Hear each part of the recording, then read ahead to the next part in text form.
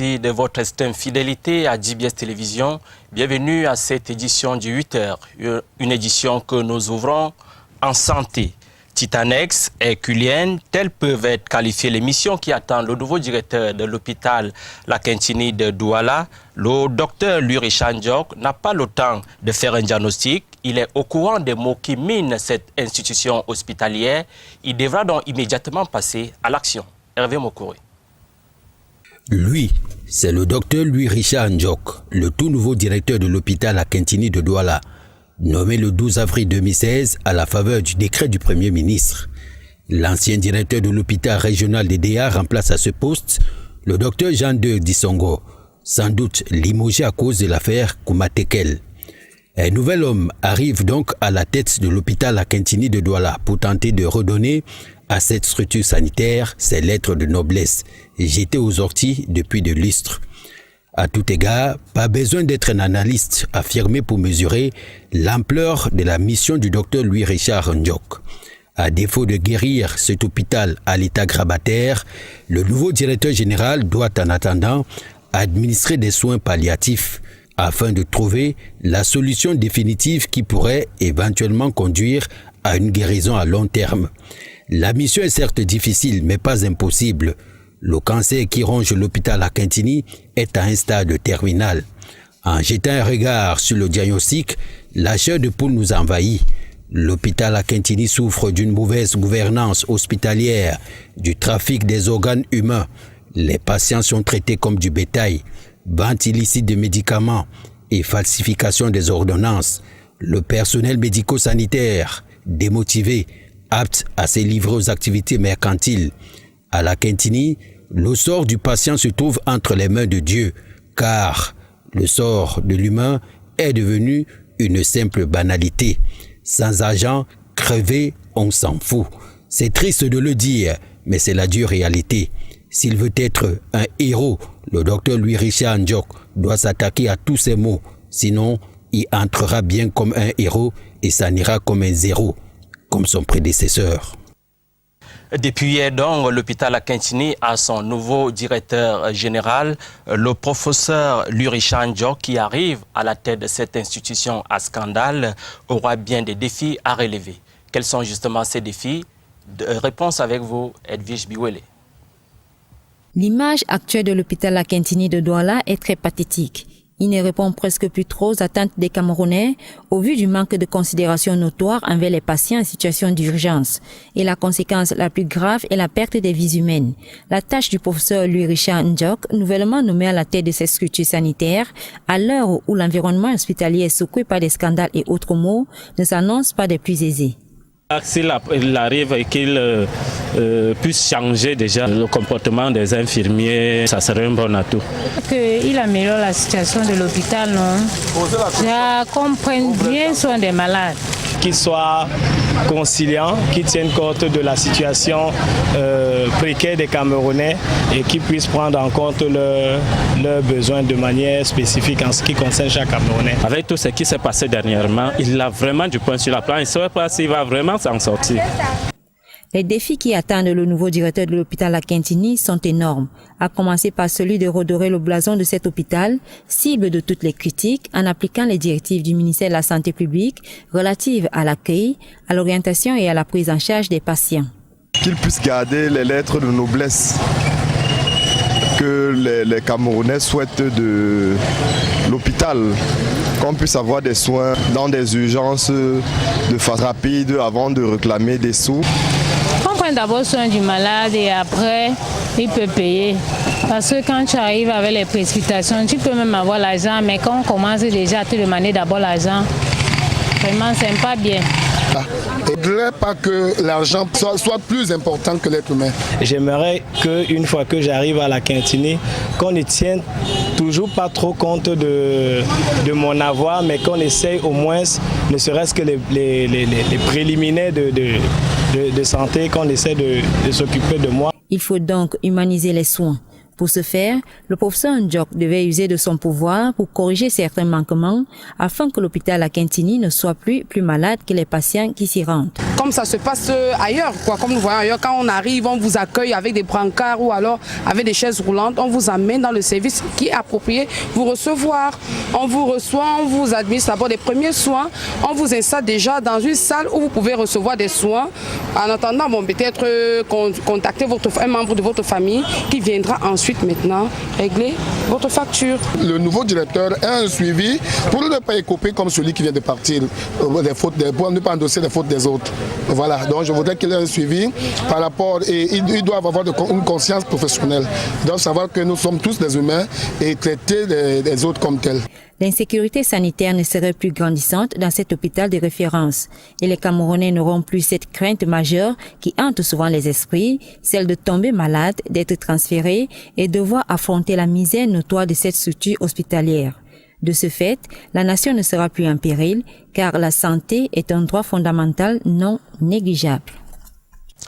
Incendie à Douala, une maison d'habitation est partie en fumée au lieu dit égal. C'est dans le 3e arrondissement de la ville.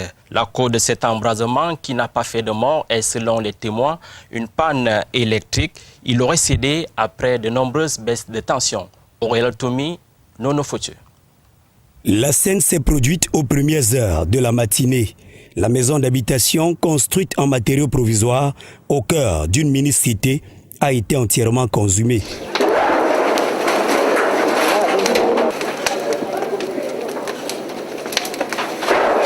Les faits se sont produits en l'absence du propriétaire des lieux. La mobilisation des voisins n'a rien changé au sort de la baraque. J'étais en train de dormir là. Je me suis réveillé en ce là, constaté qu'il y avait le feu chez le voisin. C'est là où moi-même je me suis levé au secours pour appeler les gens. En fait, je n'ai pas perdu pratiquement grand-chose. J'ai essayé de faire l'effort de sauver certaines de mes choses. Il y a certains qui se sont brûlés là, parce que je ne pouvais plus faire autrement. Il aura fallu que les militaires du Corps national des sapeurs-pompiers se déploient sur le site pour circonscrire les flammes. Dans le voisinage, on accuse hors micro la fluctuation de l'énergie électrique instable depuis quelques jours. Rendons-nous à présent dans la région du Soleil couchant pour nous intéresser à la vie dans nos municipalités. La commune de Fumban a tenu cette semaine sa session du conseil municipal. La session dite ordinaire qui s'est tenue dans la salle des actes de l'hôtel de ville de Fumban était consacrée à l'adoption du compte administratif et du compte de gestion matière. Alexis Yamgwa. Contribution des patentes et licences, taxes d'abattage, taxes d'hygiène et de salubrité, taxes publicitaires, voilà entre autres rubriques sur lesquelles le maire de la commune de Fumban devra rester vigilant afin que le taux de recouvrement soit optimisé. Hormis ces aspects, les conseils municipaux de la commune de Fumban réunis en session ordinaire de leur conseil dans la salle des actes de l'hôtel de ville de Fumban ont validé les comptes administratifs du maire et de gestion matière avec mention félicitations à la marge. Pour un primitif de 996 338 723 francs CFA, le magistrat municipal et ses collaborateurs ont pu recouvrer 771 742 254 francs CFA, soit un taux de recouvrement de 63,8%. 98,87% de cette recette dépensée pour un solde excédent de 8 732 533 francs CFA. Nous pouvons retenir ce qu'il y a, cette dynamique qui est indispensable, qui nous permet de réaliser que tout ce qui avait été prévu n'a pas peut-être été réalisé complètement, mais cela nous a permis de prendre conscience et d'en tenir compte dans le cadre du budget 2016. Ce qui avait déjà été fait pendant le vote de ce budget. Et surtout, de nous rendre compte de l'importance de la façon de gérer et de la façon de collaborer entre les différents acteurs, que ce soit l'exécutif municipal ou l'exécutif municipal avec le conseil, et puis maintenant en rapport avec les services déconcentrés qui doivent intervenir, et puis aussi la tutelle qui doivent suivre en ce qui concerne certaines décisions avant les grandes dépenses. Par rapport aux recettes propres de la commune, aspect sur lequel le préfet du Noun reste attaché, quelques niches sont mises en valeur.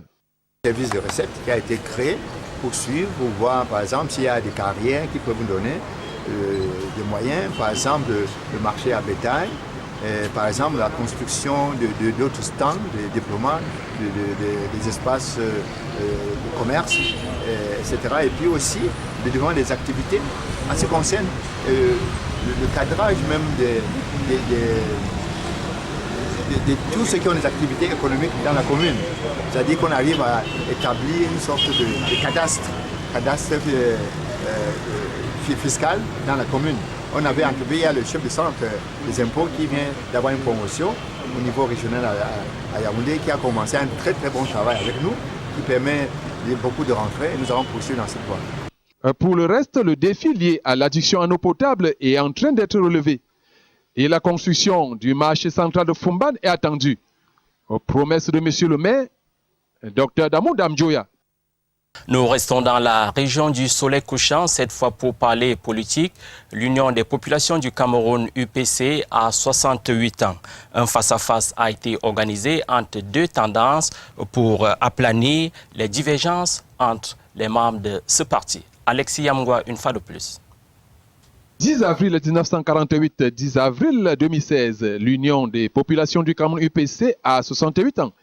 Et l'âme immortelle du peuple camerounais n'a pas toujours retrouvé la paix dans le panier à crabes qui est le sien. Les dissensions et discordes entre les camarades de Oumniobé seront amplifiées avec le retour du multipartisme en 90, avec l'exigence de la légalisation du parti par le système en place. On verra alors naître l'UPC dite institutionnelle représentée à l'ouest par Eclado Pékwa et les autres, et l'UPC des fidèles qui a pour défenseurs Henri Nyepi et Samuel Wasnio. Charlie Chikanda, acteur de la société civile Ami à Profit, le 68e anniversaire de l'UPC pour mettre ces deux tendances autour d'une même table, l'une face à l'autre. Au menu des débats, les points de convergence, les points de divergence. En termes de points de convergence, tous ont noté les aspects physiques et idéologiques fondés sur la révolution nationaliste panafricaniste. Et les points de divergence, d'abord, l'UPC des fidèles. Qui va diriger? Qui va gouverner? La question fondamentale que l'UPC depuis toujours, je veux dire depuis où, se pose, c'est comment diriger au mieux les intérêts du peuple. Ensuite, l'UPC institutionnel d'Eclado Pékwa et fidèle Kwekam. Quand on voit les choses de façon objective, pragmatique, de façon prosaïque, les divergences se limitent en deux points essentiels. La stratégie de lutte et une forme de déficit de pragmatisme chez nos camarades. La stratégie de lutte, pourquoi? Parce que s'ils sont d'accord pour reconnaître que l'UPC a mené une bataille, une guerre qu'elle a perdue, ils n'en tirent pas toutes les conséquences de la défaite de cette guerre. Ce que Samuel dit tout à l'heure, la grande confusion, le congrès avorté de 1962 et tout le reste, cela participe d'une stratégie du vainqueur d'affaiblir le vaincu. Vous ne pouvez pas aller dans un combat de boxe, attendre pendant que vous donnez des coups à quelqu'un, vous attendez que lui vous donne des fleurs. Il est tout à fait normal que si vous avez perdu la guerre, vous en assumez toutes les vicissitudes. L'UPC a perdu la guerre et l'UPC ne pouvait pas se comporter en ce moment comme si elle n'avait pas perdu la guerre. L'organisateur du débat, soucieux de la renaissance de l'âme immortelle, Charlie Chikanda a voulu apporter sa pierre à l'édification d'une UPC. Dans quel cas, je continuerai en tant que citoyen, puisque je l'ai dit, c'est une démarche citoyenne et républicaine. Je ne peux pas être dans un pays où il y a une maison communautaire qui se brûle et que je reste en deçà, puisque je fais partie de cette maison communautaire. Et c'est pour cela que j'ai pris cette initiative.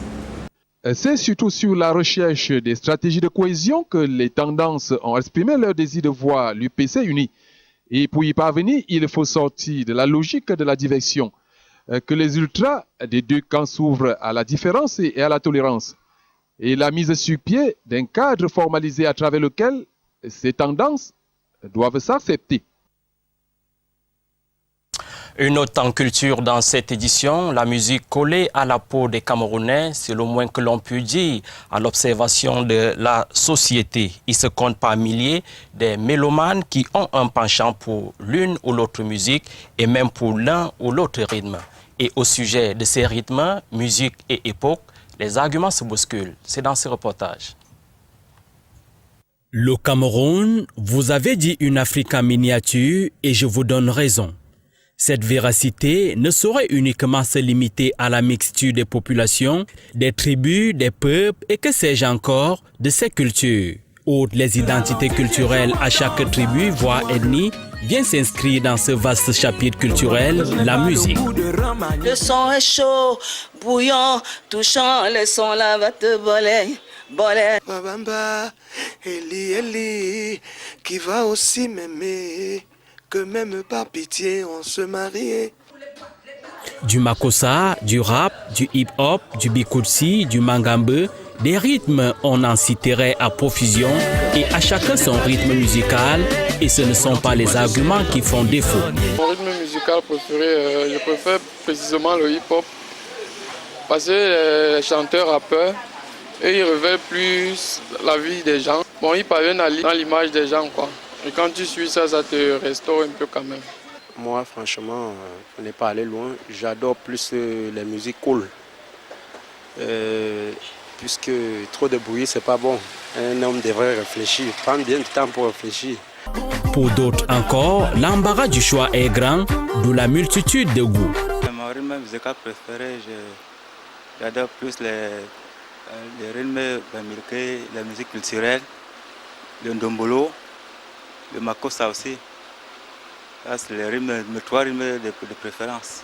Il y a d'abord la cadence, et puis il y a aussi le message parfois véhiculé à travers ce qu'on exprime. Et au sujet du travail et de l'évolution de la musique camerounaise dans le temps, les acteurs même culturels pensent que rien n'a changé, sinon à quelques microns près. J'ai l'impression juste qu'on a mis un peu de la vitesse.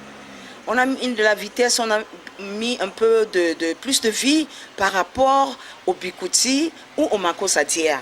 Parce que le makossa dia avait un tempo un peu lent, hein, et ça se dansait, tout le monde dansait, ça c'était bien, c'était même très bien. Aujourd'hui, il y a une autre forme de makossa. La musique n'a jamais évolué parce que ça va de l'appréciation des chroniqueurs, des animateurs, des journalistes. Mais tout simplement parce que là, quand je dis la musique n'évolue pas, c'est parce que c'est toujours cette note qui sont parfois améliorées, diminuées, un quinte, en dièse, machin. Donc c'est du do, ré, mi, fa, sol, la, si, c'est les 7 notes quoi. Et maintenant, c'est la façon de faire qui peut-être peut différencier les époques. Et même si une catégorie de personnes pense que la musique n'a pas évolué, une autre tout à côté pense cette fois sous anonymat que la musique de l'époque n'est plus la même de nos jours. On n'a qu'à faire un tour dans un snack de la ville ou en bas du coin pour voir que ça sort comme ça sort, modernité oblige. Toute chose qui donnerait raison aussi bien à la génération juvénile que sénile et qui fait dire aux démérants que des goûts et des couleurs, on n'en discute pas et suivez bien mon regard. Madame, Monsieur, c'est avec cette note en culture que nous mettons une boucle à cette édition du journal. Merci d'avoir été des nôtres. Restez en compagnie des programmes de JBS Télévision. Bonne journée à toutes et à tous.